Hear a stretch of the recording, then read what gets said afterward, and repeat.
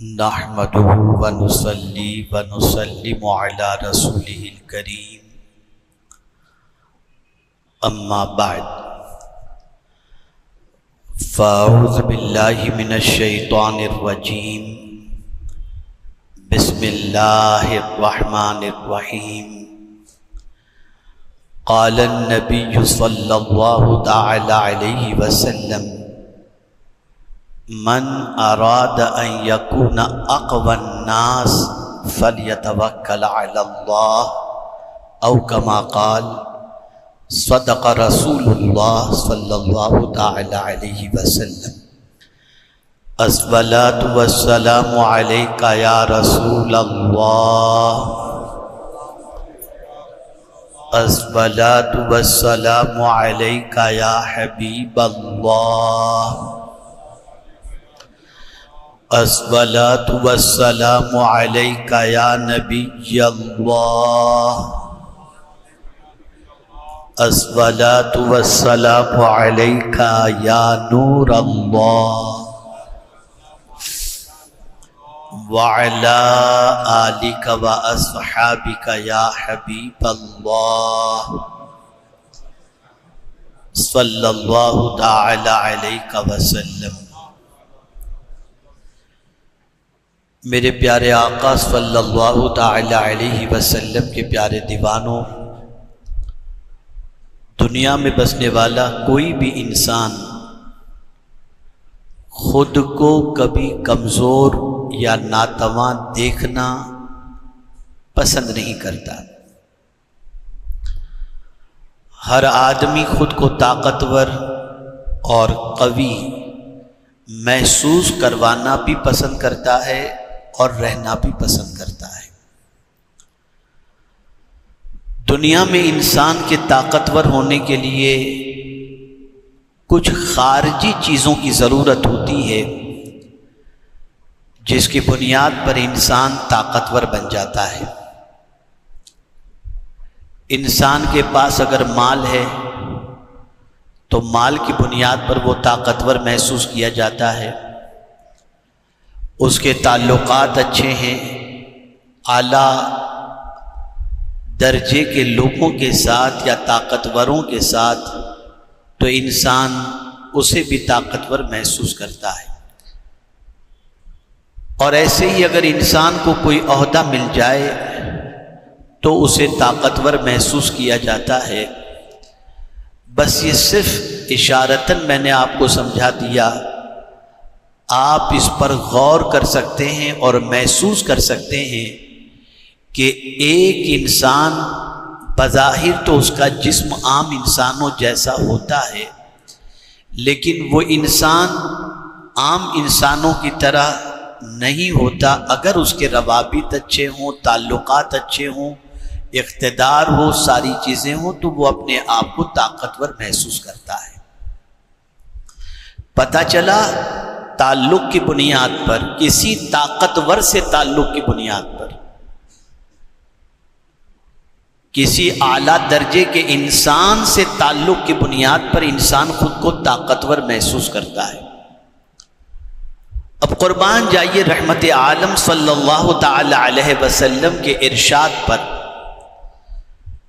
کہ فطرت انسانی کو میرے آقا صلی اللہ علیہ وسلم جانتے ہیں کہ دنیا کا کوئی انسان کمزور رہ کر کے زندگی گزارنا نہیں چاہتا، طاقتور بن کر کے زندگی گزارنا چاہتا ہے۔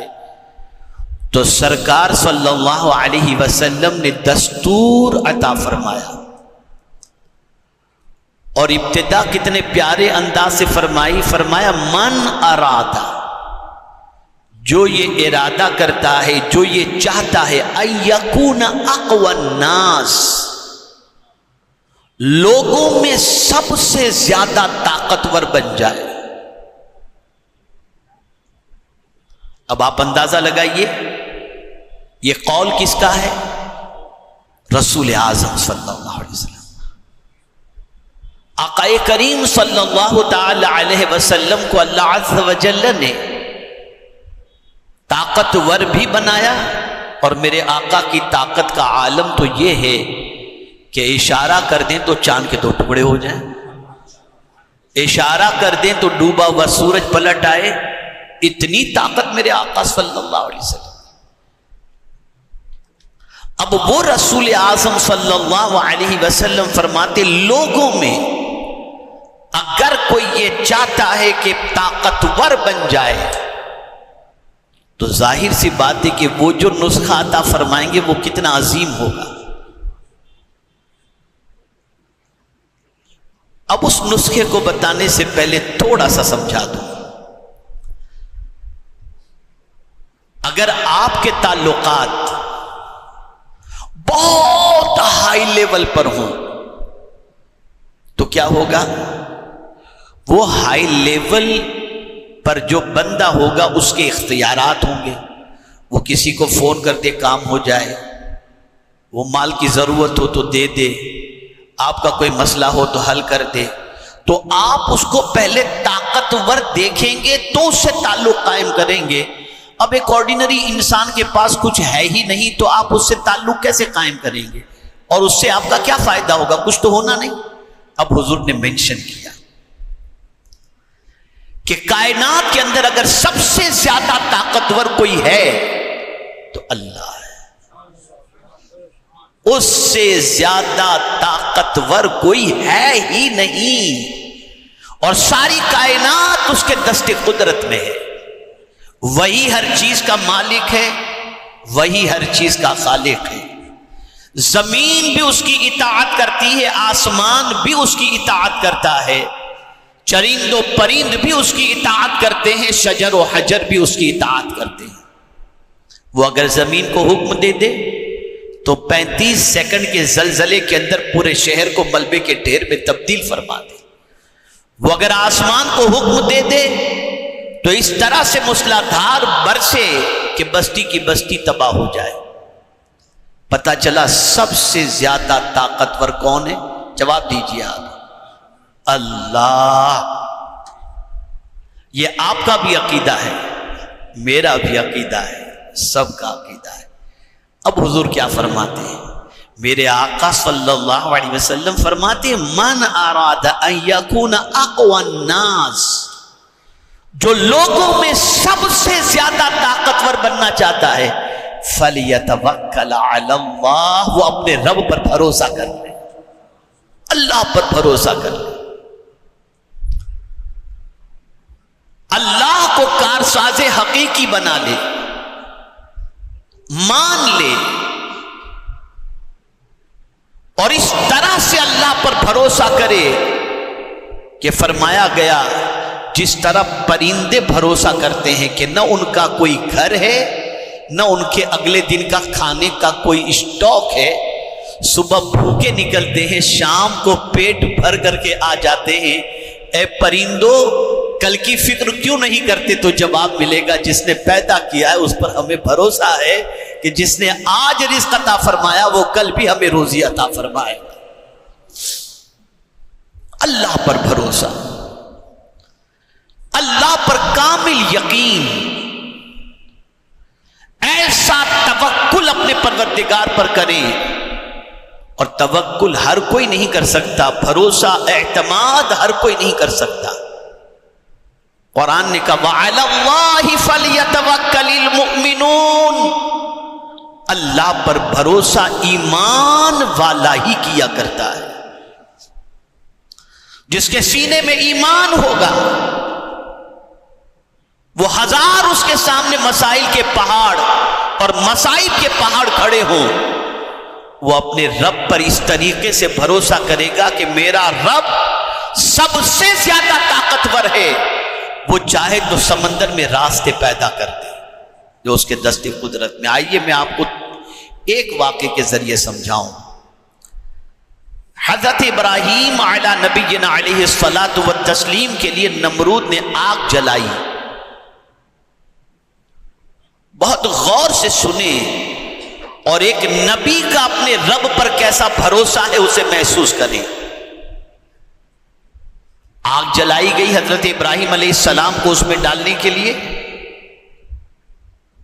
پروردگار نے حضرت ابراہیم علیہ السلام کی بارگاہ میں جبریل امین کو بھیجا، جاؤ جبریل میرے خلیل سے پوچھو کوئی تمنا ہے.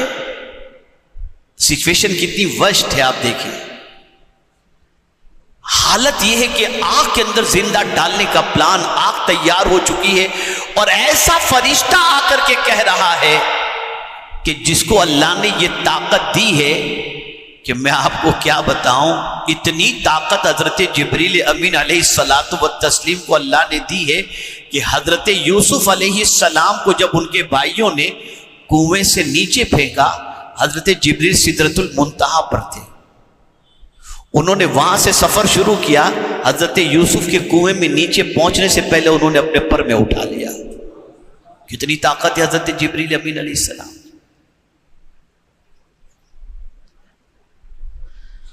وہ حضرت ابراہیم علیہ السلام سے کہتے حل لک حاجت یا ابراہیم، اے ابراہیم تمہاری کوئی حاجت ہے؟ تو حضرت ابراہیم علیہ السلام سچویشن دیکھ رہے ہیں، پاورفل فرشتہ دیکھ رہے ہیں، پھر بھی کیا کہتے ہیں؟ حاجت تو ہے لیکن تجھ سے نہیں، تجھ سے کوئی حاجت نہیں. تو کہا ٹھیک ہے، اپنے رب ہی سے اپنی حاجت پیش کر دیجئے. آپ مجھ سے نہیں کہہ رہے ہیں آپ کی حاجت، تو اپنے رب ہی سے کہتے ہیں. یہ ایک مقام ہوتا ہے محبت کے اندر کہ آدمی جب محبت میں بہت اونچے مقام پر چلا جاتا ہے، کوئی وقت ایسا آتا ہے انسان کی زندگی میں، جیسے ہمیشہ ہمیں رونا اللہ کی محبت میں نہیں آتا، دعاؤں میں نہیں آتا، لیکن کبھی یہ کیفیت بن جاتی ہے کہ ہم اللہ کی محبت میں اتنے ڈوب جاتے ہیں کہ ساون بھادو کی طرح آنسو نکلنے لگ جاتے ہیں. تو ایک مقام محبوبیت ہے، وہ محبوبیت کے مقام پر انسان پہنچ جاتا ہے تو پھر مچلنے لگتا ہے اور اس کے ناز اٹھائے جاتے ہیں. تو حضرت ابراہیم علیہ السلام سے جب کہا گیا چلو اپنے رب ہی سے عرض کر دو، مجھ سے نہیں کہتے تو اپنے رب ہی سے عرض کر دو. وہاں بھی مچلتے ہیں حضرت ابراہیم، اس سے کیا عرض کروں، وہ تو مجھ سے زیادہ میری حالت سے باخبر ہے، مجھ سے زیادہ میری حالت سے باخبر ہے. یعنی کتنا بڑا توکل. اور اس وقت حضرت ابراہیم علیہ السلام کی زبان پر جو چیز تھی، جو دعا تھی، مفسرین فرماتے ہیں اس وقت حضرت ابراہیم علیہ السلام کی زبان پر یہ دعا تھی حسبنا اللہ ونعم الوکیل، اللہ میرے لیے کافی ہے اور وہ بہترین کارساز ہے. اب اس توکل کا نتیجہ کیا نکلا؟ دشمن نے آگ میں ڈالا اور اللہ نے آگ کو باغ میں تبدیل فرما دیا. تو طاقتور اللہ ہے، قوت والا اللہ ہے. بڑی معذرت کے ساتھ میں عرض کرتا ہوں، مومن کا جملے پہ توجہ چاہوں گا، مومن کا، آج کے مسلمان کا سب پر تو بھروسہ ہے، رب پر بھروسہ نہیں، رب پر بھروسہ نہیں. اپنے رب سے توکل مضبوط کریں، اپنے پروردگار سے پروردگار پر بھروسہ مضبوط کریں، ایسا توکل کریں، ایسا بھروسہ کریں کہ مجھے میرے رب کی ذات سے امید ہے کہ وہ مجھے ضائع ہونے سے بچا لے گا اور ہر مصیبت کے اندر میرا پروردگار میری مدد فرمائے گا. اگر انسان کا اللہ پر توکل ہو، ناجائز دھندے نہیں کرے گا. انسان کا اللہ پر توکل ہو، دشمنوں سے سانٹ گانٹ نہیں کرے گا. انسان کا اللہ پر بھروسہ ہو، اپنا ایمان نہیں بیچے گا. انسان کا اللہ پر بھروسہ ہو تو انسان اپنی زندگی کو قانون الہی اور قانون رسول صلی اللہ علیہ وسلم کے سانچے میں ڈھال دے گا. اور پھر جب کوئی بندہ اپنے رب پر بھروسہ کرنے لگتا ہے، میرا مولا ہے، میرا پروردگار ہے، وہ میری شہ رگ سے زیادہ قریب ہے. وہ خود فرماتا ہے نحن اقرب الیہ من حبل الورید. وہ خود فرماتا ہے امن یجیب المضطر اذا دعا، کون ہے جو بے قرار کی فریاد سنتا ہے، ویکشف السوء، اور اس کی پریشانیوں کو دور کرتا ہے. کون ہے جو روزی عطا کرتا ہے، وما من دابۃ فی الارض الا علی اللہ رزقها. کون ہے جو عزت دیتا ہے، وتعز من تشاء وتذل من تشاء بیدک الخیر. کون ہے جو زندگی دیتا ہے، اللہ ہے. کون ہے جو موت دیتا ہے، اللہ ہے. سب کچھ اس کے دستے قدرت میں ہے.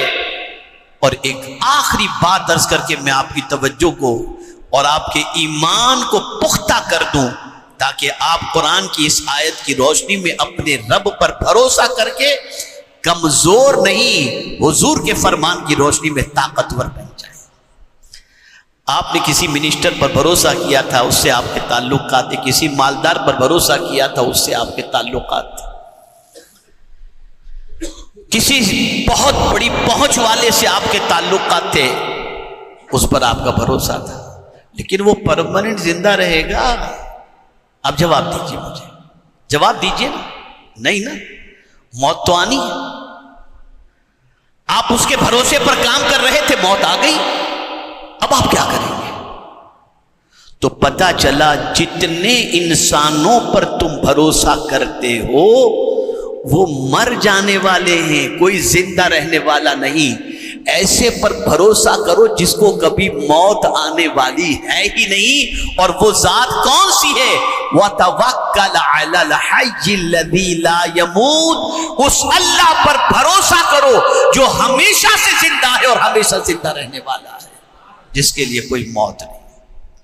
اور جب کوئی اللہ پر بھروسہ کرنے لگ جائے تو قرآن کہتا اِنَّ اللَّهَ يُحِبُّ الْمُتَوَكِّلِينَ، کہ اس توکل اور بھروسہ کرنے والے سے اللہ محبت کرنے لگ جاتا ہے۔